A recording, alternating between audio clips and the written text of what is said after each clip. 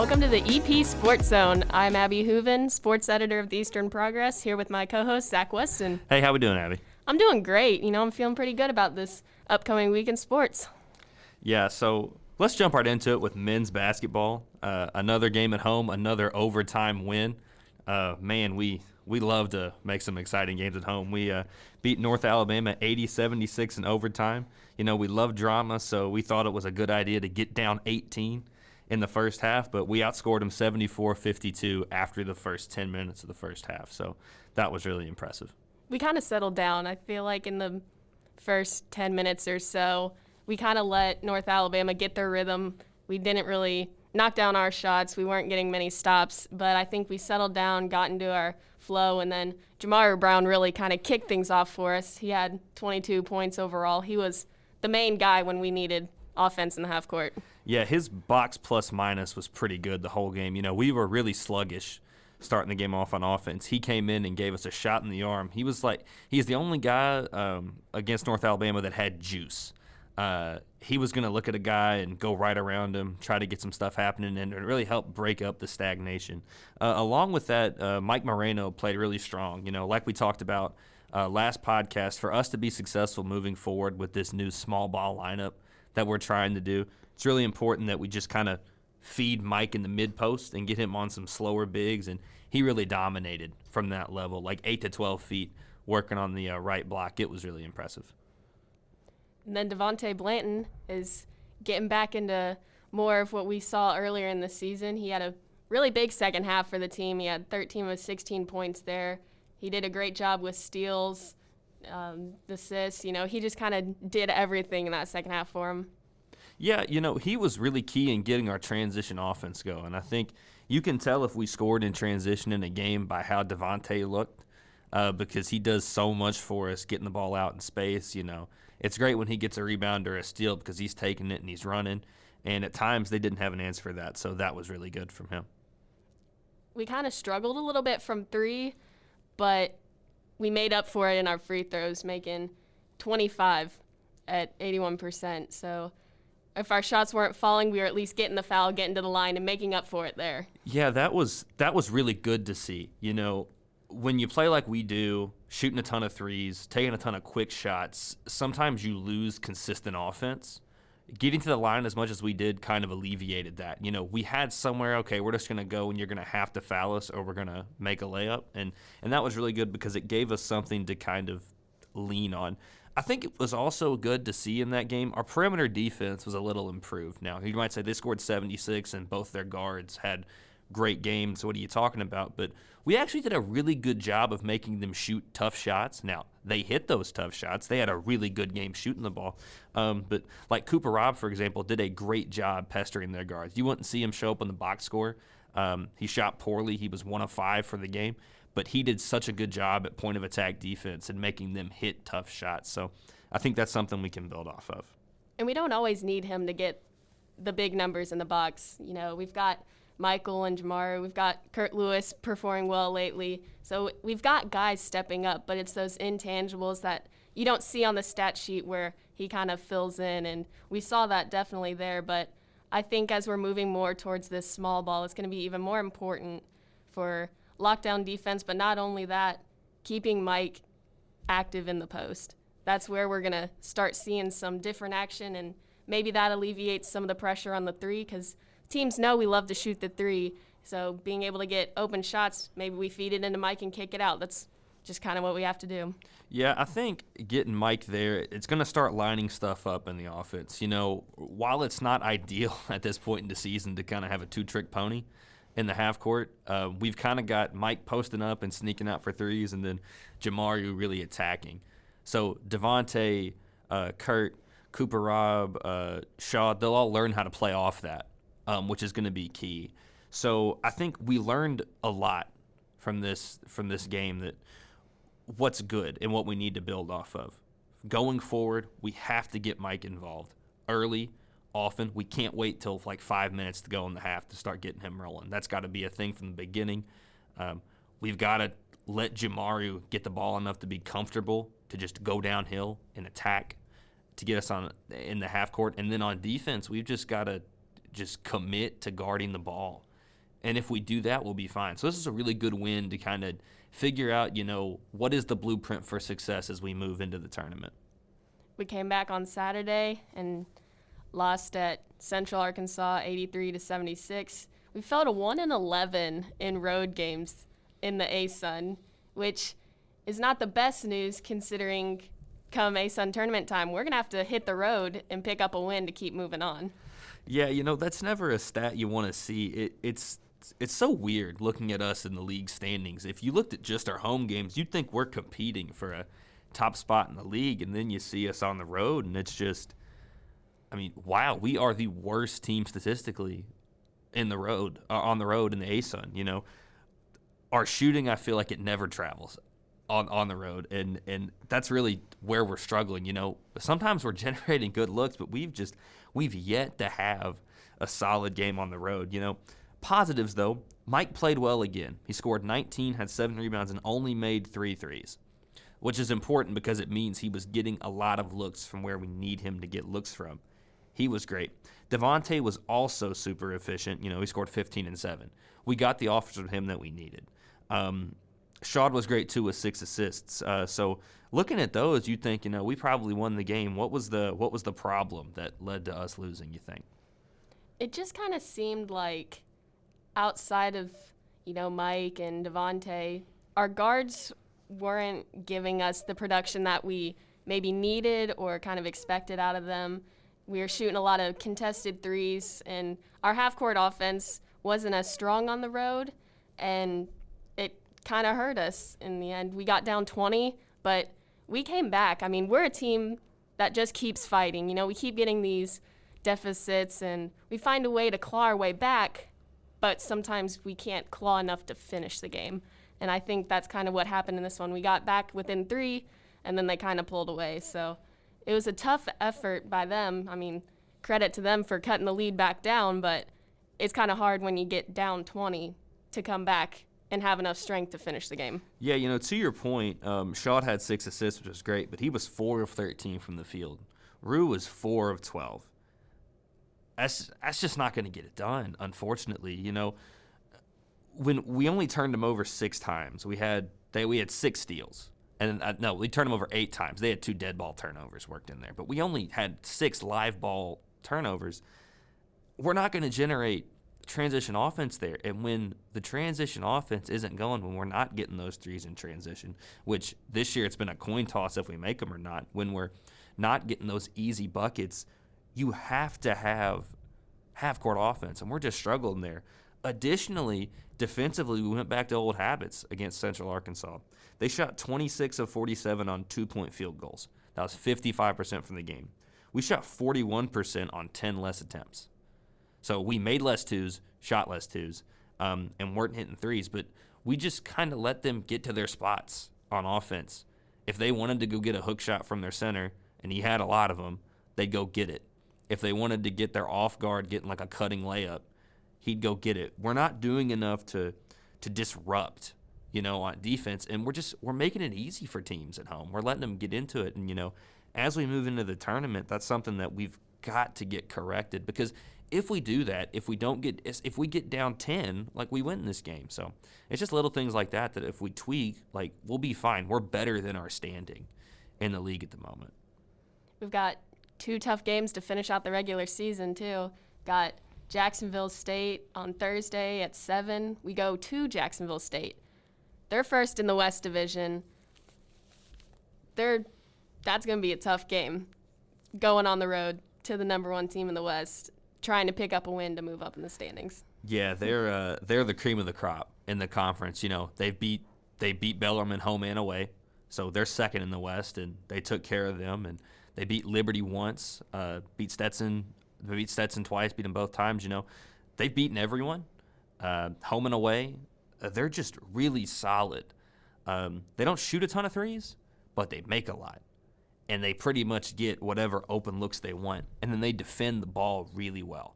Don't have a lot of blocks. Their paint defense isn't amazing, so look for Mike to sort of try to assert himself there, because I'd say he's probably got the best matchup, but they hound the ball, and they make you work to get into action. So it's going to be tough. What do you think we're going to have to do to get a win? like you said, we got to get Michael involved. We got to get him going. If we're going to keep playing this small ball, he's going to have to be the one to step up in the paint.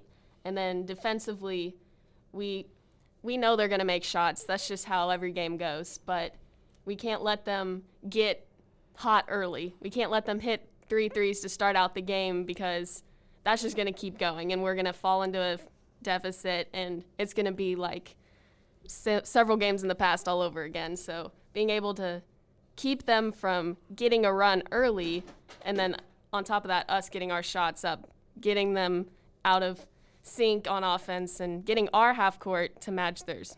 Yeah, we've got to just disrupt some stuff. Don't let the team on the home get up 12 at the start of the game. We need to have a chance after halftime to just kind of push it, And I think we do that, we'll have a shot. I'm not going to predict the win or anything, but we go in, we take care of business first 8 minutes, we handle our business. We're good enough to beat them. So all hope is not lost. On Saturday at 1, Bellarmine comes and plays us. Huge game. Massive. They're second in the West, 16-12. They're 10-4 in the ASUN. We lost by 5 to them last time on the road. Now, we had Jansen that game. Braxton played. It was, very different how we played then to now, and we'll see how that clashes, But Michael and Jamaru, who have been carrying the team as of late, only had 2 points, So they haven't seen us and what we're doing now. Another important thing to note is we, again, got down 20 in the first half, and we clawed back to even against Bellarmine, but late in the game they just kicked it out, and they handled their business at home.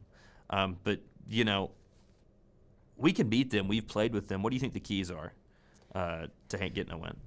Just like with Jacksonville State, we have to get going early. We can't start slow in the first 8 minutes and have to claw our way back again. We're going to have to be able to keep them from building that big lead. And then offensively, I think Devontae's going to have to step up, and we're going to have to see Michael go down in the post against some of these bigs who maybe are slower, and he can be really effective if you let him have that space. Yeah, I think another thing we're going to have to do on defense, Bellarmine plays a really interesting brand of basketball. They swing the ball. The less they dribble, the better. So if we can just disrupt that a little bit, we got to play it carefully, because they love it when teams pressure them, because they'll just run a backdoor cut, or they'll get some action to just disrupt what you're doing. So if we're going to get turnovers, we're going to have to do it in the full court. They just don't turn it over as a half-court offensive team. They will use the full 30 seconds to get whatever shot they want. So defensively, it's going to have to be really interesting how we balance pressure versus stopping them. So we'll have to pick our spots when we do that. But, we play much better at home. We are a very confident team. When we're in the friendly confines, we shoot it well. The crowd will be in it. It's a big deal, in-state game. I think we'll be in there with a chance to really make some noise, and that would be such a huge win going into the ASUN. If you can beat Bellarmine, you can beat anybody in our conference. So it's going to be a very important game to prep us for the tournament. Yeah, the tournament's coming up right after this coming week, and we'll have to hit the road. Right now it's looking like we'd play Kennesaw State, so it's a tough game, but we'll be in there. We'll be fine. Yeah, I think barring anything crazy, seeding in the West at least is kind of set. We might move into fourth if there's something cataclysmic at the top, but we're going to go play Kennesaw State. We're going to go on the road. It's going to be a battle, but because we're playing for the postseason after the conference tournament, so it's going to be a scrap. But I think the best we can do now is focus on the games in front of us and worry about the tournament when it's tournament time. So we handle our business and take care of it. We should be fine, but I think we need to focus on J-State and Bellarmine before we even look ahead to that. Mm-hmm. We've got women's basketball coming up this week too, but first we'll recap last week. Thursday played North Alabama at home, and we lost by 9, 74-65. Aaliyah Green played really well in this game. She had 12 points and 13 rebounds. We really worked the post in this game, and she was getting double, triple teamed at some points, but she was still able to get in there, create some contact, and get to the free throw line and get some action done there. But Ariel Kirkwood led the team in scoring with 16 points, 6 rebounds, and it was really a game of the post play, to be honest. It was really strong down there, but UNA shot 13 of 30 from 3. We shot 2 of 9. So they're making 13 threes. Last time we played them, they made 13 threes. And so it's just hard to stop when they're making that many from out there. Yeah, it was definitely like a clash of styles. So something that really I was taken aback by was North Alabama. They'd get the ball and they'd run like full on, everyone's sprinting, and we're just going to try to yak and score quick, which was really smart because we come down and we were just like, okay, you're playing with a bunch of small people. We're going to really work the post. And I think, North Alabama kind of did the thing that they do. They run, and they're gonna bust out one huge one, and it just matters really if they can stay hot because they got the same shots throughout the whole game. In the second half they just struggled a little bit, but they got up a little much, hit 11 more threes than us, and we kind of just got mathed out of the game. In a tournament setting, I wouldn't be worried about that because as with our men's team, like 3-point shooting doesn't always carry. So I wouldn't feel bad about this loss. Ariel Kirkwood again off the bench coming in and just abusing second granite. She's a starter that happens to come off the bench. And when you see the other team sub and you go, okay, well, our person is just better. And she had a lot of plays in this game where I'm like, she's just better. Like she'd get a rebound or she'd catch it at the elbow and just rip and go. And it was really impressive. So I think as of late we've discovered a real weapon that adds to our depth, and that'll really come in clutch during tournament time. We were down 13 at half. They led by as many as 17 in the third, and we go on a 14-1 run, and we cut it to 4 points. But then we never get closer.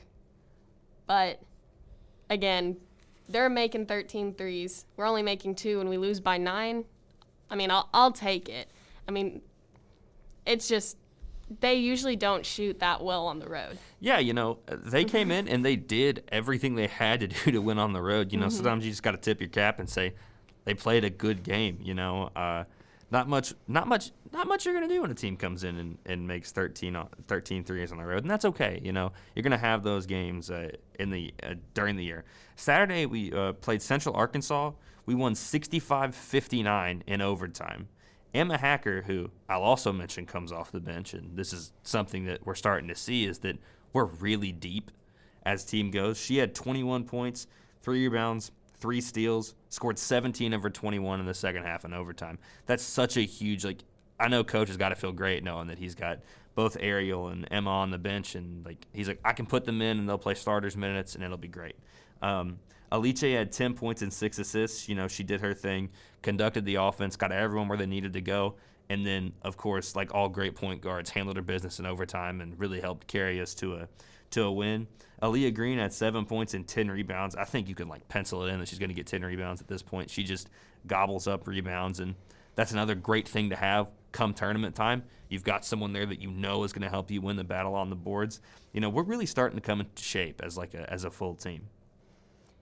We trailed by 10 at half, but the interesting thing, a bat got into the arena down in Arkansas. Thank that bat.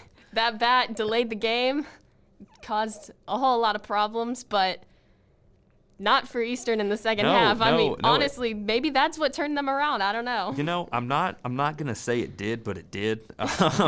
Central Arkansas made 2 field goals in the fourth and 3 in the third. They were really flowing well in their offense. They were moving action to action. Screen's not there, we'll put it across the court, we'll run. Flow was great. Bat comes in the arena. We get some extra time at halftime. They come out, their flow is completely gone. No flow. And, and Emma got hot. Like smoking gun hot. Just like North Alabama on the road, we came in and a bench person got hot, and we took advantage of the opportunity.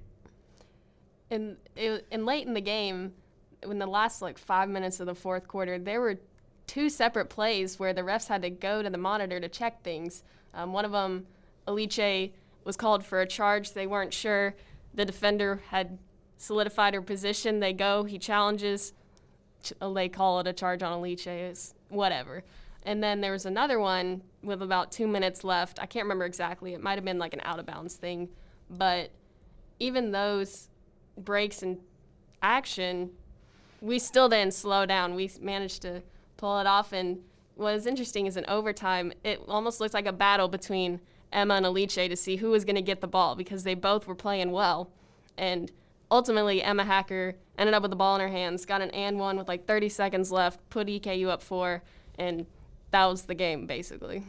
Yeah, I loved that challenge from Coach Todd because I think he knew he wasn't going to get it. But he was like, I want to stop the game, and I want longer than a timeout. And college refs are incompetent, so I'm just going to challenge something that probably shouldn't be challenged, and they're going to spend forever looking at it.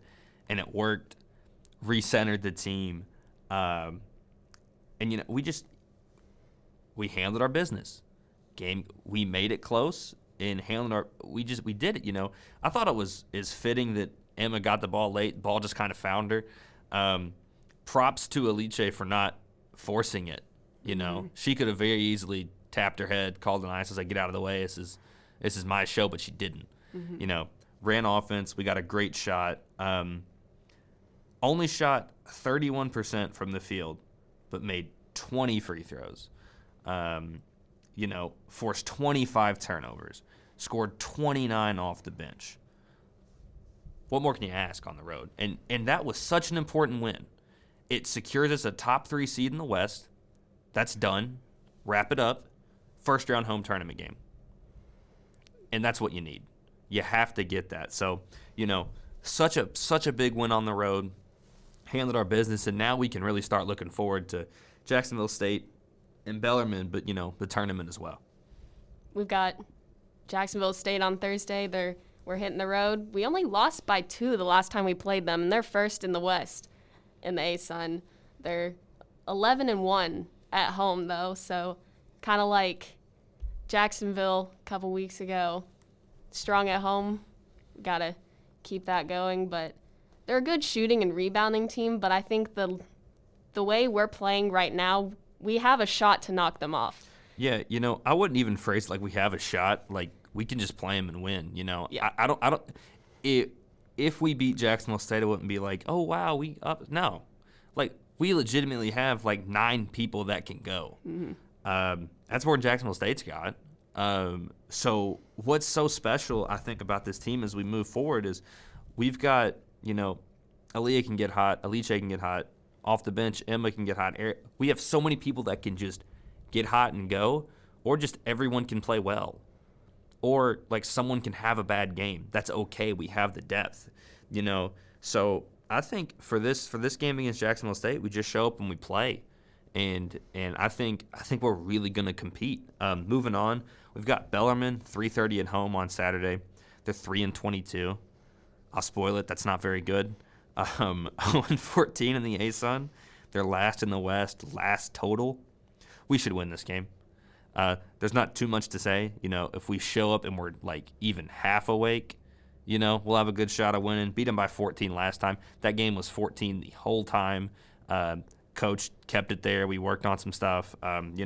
So that should be a win. And some people would say, you don't want to play a tune-up game going into the tournament.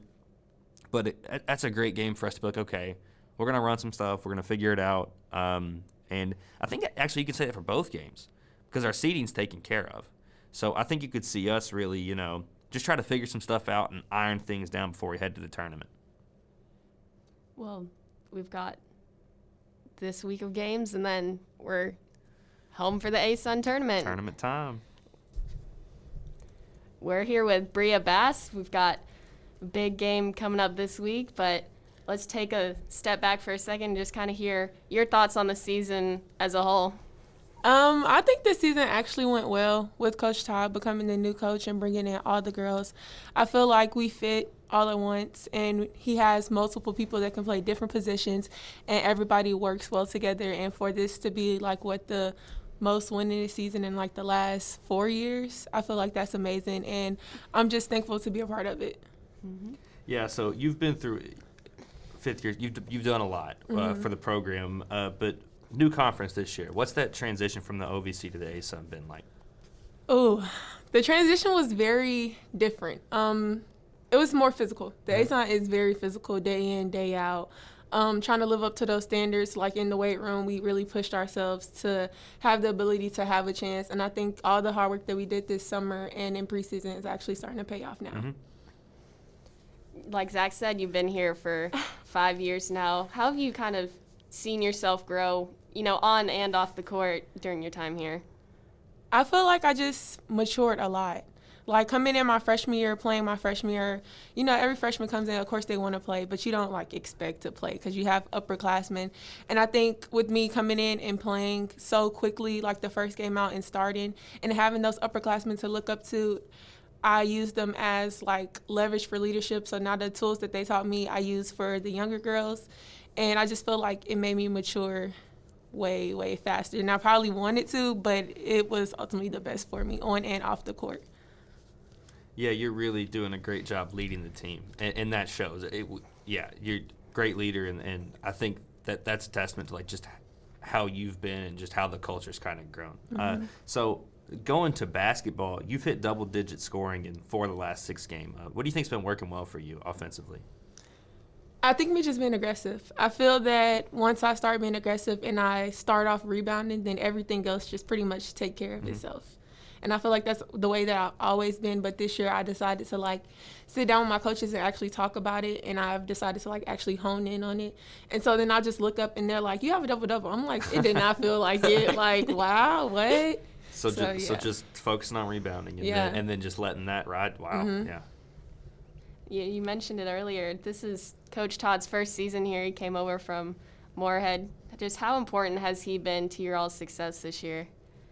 I think he's been very important. I think he is not the type of coach to just pinpoint on everything that you do, but he allows you freedom. And within the freedom, you get to grow and learn yourself and more so develop your game versus him just saying what you can and can't do.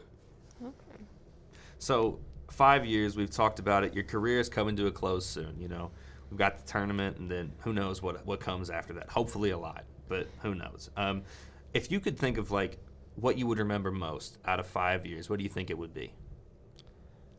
I think that what I have learned most is that I'm a very adaptable person. To go through 3 coaches is not only hard, but to come into college from high school, playing sports and the physical strain of it, trying to stay on top of academics. I feel like I'm very proud of myself in the way that I've adapted over these 5 years and dealt with adversity. Yeah, you've got 2 games to finish out the regular season before the tournament. Girl. What are you looking to do to finish out the season strong? Just finish strong. We won a tough game in Central Arkansas over the weekend. So just hopefully taking that momentum and the way that we feel now, transferring over to Jacksonville, and of course senior night when we play Bellarmine, but making a run in a tournament, actually making a statement, because with this team we can really hang with the best of them, if not win the conference. I really believe that. Yeah, I think everyone's playing well. It feels like you guys are way deeper now than you were at the beginning of the year, and that I personally I think y'all can go with really. I think y'all can win it because just with how deep you guys are. But that's enough basketball. You come on this podcast, we want everyone to get to know you a little more. So we're just gonna pepper you with a few fun questions. Okay. We're just gonna see how that goes. But everyone loves Chick-fil-A on campus. So Yes. So what's your go-to order? My go-to order would have to be a number 1. You have to get the extra pickles. Okay? Extra pickles, the okay. extra pickles. Yep. Okay. And with cheese on it, and then Polynesian and Chick-fil-A sauce. That's dead up the same order as me. What cheese do you get? American. Oh my goodness. That verified. That's what you do at Chick-fil-A. That's literally what you do. You have to. Mm-hmm. I think ranch is the best, but it seems like that's not the opinion today. No, Polynesian's where it's at. Yes. That's it. Polynesian and Chick-fil-A. That is an elite sauce, though. It If they is. don't have ranch, I feel like I'd go for that. Exactly, right? It's a perfect balance. It is. Why did you choose number 15? My dad played football and he was 14. And I'm like, once I got into sports, I'm like, I don't kind of want his number, but I want to be close enough because he did play sports. So I'm like, I'm just going to choose 15. And so then I started off with 15 when I started playing AAU in the 6th grade, and it just stuck with me ever since. Every year, 15, 15, 15. I'm like, do you have 15? They're like, no, except for when I got in high school and I had to wear 5, and I hated it. I did not want it. I'm like, this just feels uncomfortable. But I'm going to still play. But then when I got to college, I'm like, do you have 15? She's like, yes. I'm like, all right, yes. And I was just so excited. Yeah. So if you won $1 million today, what would you do? If I won $1 million today, part of it would probably go to my mom because she's just been my biggest support advocate since I started basketball and stuff. I would probably pay off her credit cards and stuff, help her get into a bigger house because she does want to move. And then put myself through nursing school and spend the rest on my family. There we go. Sounds like a great plan.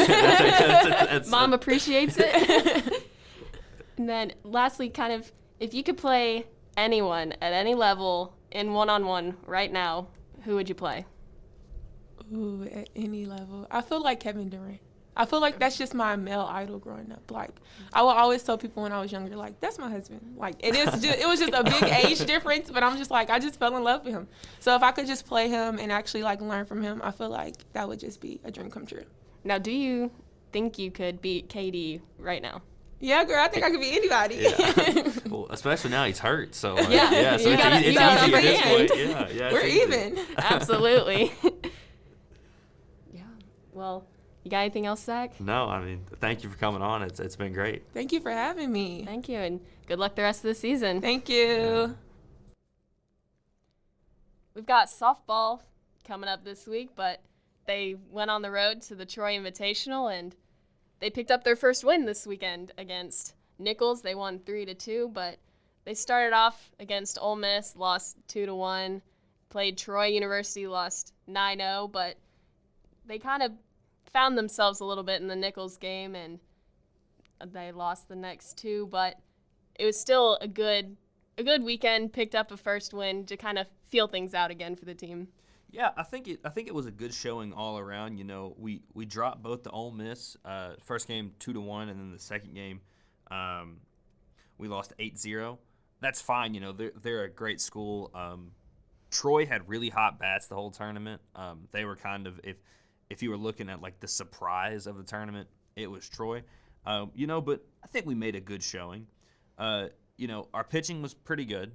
It got loose a couple times, and when we gave up runs, it snowballed. But if you look at the Ole Miss game that we lost 2-1 and the Nichols game, if we just stay consistent with the pitching, we'll usually get enough runs to cover it. So I definitely think that it was a great start, and I'm excited to what we do up next, and that's in Chattanooga at the Frost Classic, 25th through 27th.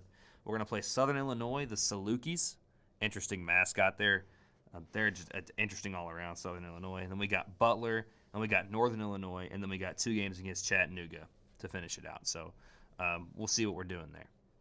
I think that'll be a good weekend. We've got some interesting opponents. I can see us coming away with at least a win or 2, if not more. I think now we've kind of gotten 10 games or so under our belt. We've kind of started feeling out how things are going to work, and I think we're going to start seeing more and more positives coming from this team as we go forward. Yeah, I think just again with softball, baseball, all of it, we just want to build confidence as the season goes, and I think we're doing that. And I agree with you. I think we'll see a win or 2 from what we've got coming up. Moving on to baseball. February 18th, 20th, we played Mercer in a series. We went 0-3, which that's a tough way to open the season up against Mercer. But all hope's not lost. February 18th, we got shelled 8-1, and that was a tough day at the office all around, especially with the bats. We just could not get anything going. But as a notable difference to that, Nico Leontarkis, who is one of our lesser known relievers, came in, struck out 6 batters, and only gave up 2 hits. in 2 innings in relief. So that was actually a really good bright spot. And, maybe we're a little deeper in the bullpen than we thought. So that was something big, I thought, that came out of the series. We came back on the 19th, and we lost 13-2. Will King drove in 2 runs. Kendall Ewell and Sebastian Grisho got hits, but it was just a tough day. Mercer was hitting on what seemed like everything they got. Yeah, they had some good BP, I guess, because they were smacking balls over the place like the whole weekend, So February 20th, we lost 6-5, so we improved as the weekend went on. We got down 5-0 after 6 innings. So after 6 innings, you could have thought that, oh my goodness, oh no, this is not a great repeat of the last game. game. Yeah. It just would have been very bad, but we rallied. Kendall Ewell and Max Williams went yard, both hit homers, and that evened it up. They got a run in the 8th inning, just hit a single, guy came in, and then we ended it after that, and then we died on a double play in the top of the 9th. So hard to go.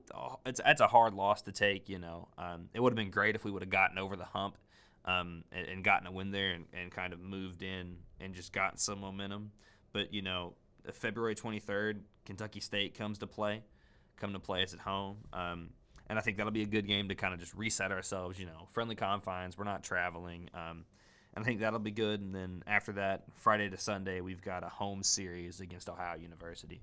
So hopefully things go well against Kentucky State, and then we'll be ready to just kind of go head-to-head and hopefully do what Mercer did to us against Ohio. Yeah, Wednesday starts a 10-game home stretch for the baseball team, so they'll have home field advantage for a few weeks. It'll be a nice confidence booster to be at home, be in front of their fans, and just have that home crowd support that might help lift them if, their bats aren't clicking. Yeah, so just a quick little a tip-in on that. Will Bryan, that the 2022 Stopper of the Year Award watch list, he's on that. That award goes to the top relief pitcher in NCAA Division I. He's one of only 3 ASUN pitchers on the list. So look for Will to keep, playing well as the season goes on, and I think he'll be a contender for that award. After that, we've got women's golf, played in the First Coast Classic on Valentine's Day in the 15th. They placed first by 11 shots, swept it, dominated. A 54-hole total of 897. They beat 5 teams ranked among the top 40 in the nation by GolfStat: South Alabama, Arkansas State, and fellow ASUN conference members Florida Gulf Coast and Stetson, also Western Kentucky. That was a big win. By 11 shots, that's impressive. Yeah, it doesn't happen every day. No, but we've got amazing golfers on this team. We've got Kristen's daughter, led the Colonels. She's been killing it, always has, always will. She placed second in a field of 62. She shot rounds of 72, 69, and 74. So she finished with a -1. So she was 7 shots behind the individual medalist, but still an impressive performance to kind of kick off this spring season. Yeah, going 1 under is always good, and of course we'll take that. The winner, Olivia Schmid from Arkansas State. Wow, Yeah. you shoot 8 under. You're not gonna lose any golf if you're doing that. So, she handled her business, and then we had Vilma Ephraimson and Riley Markham. They were both in the top 10 as well. Ephraimson shot rounds of 73, 75, and 77 to tie for 5th, and Markham carded rounds of 80, 72, and 76 to be tied for 8th overall. So putting 3 in the top 10, if you can do that consistently, you're going to be tough to beat. So, just great altogether for the women's team. Yeah, and to top it off, Raga, she's from Iceland. I apologize if I missay her name. She was chosen as the ASUN Golfer of the Week for the 4th time this season. So she just continues to dominate for this team and kind of carry them as they're going along. Yeah, shows up, plays well, moves on. Like it's It's like clockwork at this point. She's so good. We expect a win. Yeah. We at least expect like a top 3. Yeah. I mean, and that's such a nice thing to have. When shooting evens, like, did she play well? She shot even. So like that's really good to have, and she's so good, and expect her to just dominate the ASUN as we start to get moving. Up next, they go to the UNF. They travel to the UNF Collegiate on Monday, March 7th, and Tuesday, March 8th. So let's look. We'll see. Hopefully, we do the same thing. Come in, repeat, and really start to establish ourselves as the golf power in the ASUN. On the flip side, men's golf competed in the Savannah Intercollegiate on February 19th and 20th, and they tied for 11th. They combined for a 54-hole total of 897, and Lake Lareau led the Colonels and tied for 25th overall, shooting 5 over. It was a good start to the spring season. There were 20-ish teams maybe, so about middle of the pack. But I think as this season goes on, they'll be moving up a little bit. Yeah, they came in and didn't bomb, which you don't want to do to start off a golf season. We came in, just kind of played average. No one went outside of themselves. No one played horribly. So, that's a good base to have. The good news is, like, we can definitely improve from that. And I think we will as the season goes on. But, they're quiet for a little bit. They don't play again until March 4th and 5th. They go to the Sea Palms Invitational in St. Simon's Island, Georgia. So we'll see how they respond to coming in 11th and see if they improve at all. But, after that, we're going to move into track. Off week, but we dominated the ASUN Awards. Ahmed Jaziri, who, again, monster. He just continues to be the elite of the elite, the cream of the crop. He and Felicia Phillips were named the ASUN Male and Female Track Athletes of the Week. Jaziri was the co-male track athlete along with Lipscomb's Jonathan Schwinn. As we said last podcast, he ran a 7:47.34 in the 3,000 meters on Saturday night at Boston University's Valentine Invitational. He was the second collegiate finisher in that race, so he was just amazing.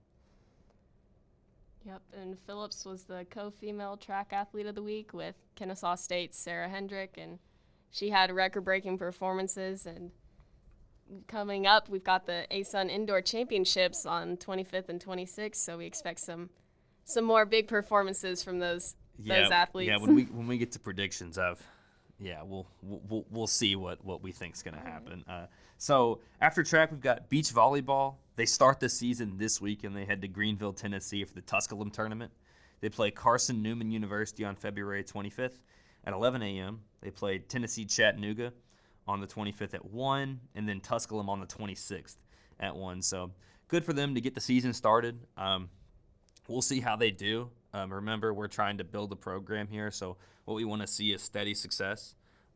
So don't be disappointed if like results early are struggling, because we're probably going to have some growing pains, but as we move, it'll improve.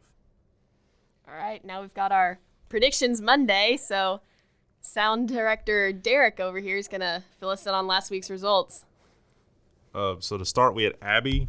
Women's golf would finish in the top 5, and that was a yes because I got first. Oh, yeah, super ambitious prediction. Yeah. Bria Bass would get a double-double versus North Alabama. She did not. And Sammy Miller would hit a home run, and she did not. So you went 1 and 2 on the week. Zach, you said Jamaru would lead EKU in scoring and assist, and he did not. He didn't. Men's golf would finish in the top 5. They did not. Nope. And Sebastian Gracchio would hit a home run, and he did not. And he promised me he would, too. So Abby is 1 and 2 so far. Zach, 0 and 5. Oh, gosh. Still waiting to get on the board. Yeah, it's rough. First week, first win. Oh. Yeah. So, as the person who started this whole trend, I'll come around. I'm just starting slow. Abby with the women's golf finish, super ambitious prediction. Way to really, you got to start somewhere. Way to really, stretch your mind and really just, try to impress people. No, you're okay. The goal, we want to get people thinking with these predictions. We want to be on like the cutting edge, we're not putting money on this. So I think, like, for this week, maybe step outside of your comfort zone a little bit. Maybe pick something that's actually, worth predicting instead of, like what we know is going to happen with women's golf and like how dominant they are. So. All right, Zach, what are your wild predictions this week if you're so into the wild ones? As I go on my wild predictions, my first one, because I have to get on the board, I have to. Jaziri's going to win the 3,000. Now he's 20 seconds ahead a second. So as I go on that long ramble, I'll put a leg out and say Jaziri wins the 3,000. We'll hammer that down. We're going to sweep Bellarmine emphatically. Yes, women and men. The men are going to turn on the round. I have too much confidence in AW and what they do over there. We're going to win that game, and we're going to start steaming as we head into the ASUN tournament. So that'd be my second one. And third, women's beach volleyball gets a win in this series. I would say Carson Newman is obviously the one where you'd think that they'd have the best shot. But, I think we've got a good thing going, and I think we find a way to get one in those three. So those are my predictions for the week. All right. So I'm over here thinking – for the women's basketball, Alice's going to drop 20. She's going to go off. That's a good prediction. I like that. She's been doing well lately, but I think she's due for a big game. We've got a good shot against Bellarmine. I don't see why she can't drop 20, if not more. And then for the men, probably playing it safe a little bit, but Marino's going to get a double-double. No, I don't. If not, and maybe going a little further, he's going to score at least 15 in that double-double. Whoa, you're going a 15 I'm stretching it. Point double-double. I mean, actually, those are two really strong. I think you're a little confident now. You got the one, you can branch out a little bit. I got to keep it going, So you think, Mike is what? 6'6" on a good day? Jacksonville At his hair. Yeah, at his hair, like if we're stretching it. Jacksonville State, they start 6'8" and 6'10". On the front line, you think is going to battle and dominate on the boards? Well, if we're going small, he's going to be the one down there, so I can see him doing it. Listen, I've known this guy since middle school. Oh wow. He's going to step up and make the shots when he needs to. He's always been one to kind of get in there, make big plays, and I've seen him do it many a time. I think he's going to do it again, and it wouldn't surprise me if he did more than even I expected. Okay, so those are our predictions for this week. Thank you, sound director, for coming in clutch. That's huge. Producer Ryan, we'll get him going a little too. I think if he's got a prediction, feel free to make it. Speak now or forever hold your peace. My prediction will be that both of you go 0 this week, and nobody wins. Oh, that's my prediction. Wow, producer Ryan, way to cut through us like. Man, that hurts. No confidence in us. That hurts. Wow. So, thank you guys for listening. Check out the easternprogress.com for daily content updates. Follow Sports EP on Twitter. Abby does a great job. Wonderful. Her tweets are always so informative, and when I can't watch the game, she does a great job keeping me involved. But, yeah, thanks for tuning in. We'll see you next week. Thank you.